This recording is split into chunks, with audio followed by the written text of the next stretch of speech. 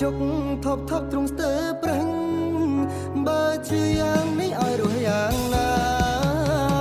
បើសិនជាក្រោយមានពិតកុំឲ្យជួបស្នេហ៍បែបនេះ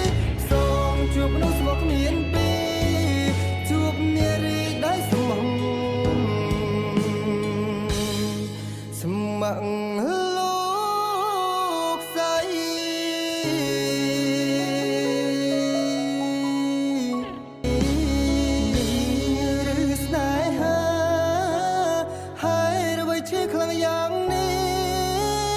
ជុកថប់ថប់ទ្រង់ស្ទើប្រឹងបើជឿយ៉ាងនេះឲ្យរស់យ៉ាងណាបើសិនជាក្រោយមានពិត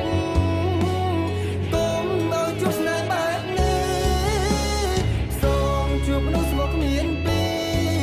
ជួបនារីដែលស្មោះ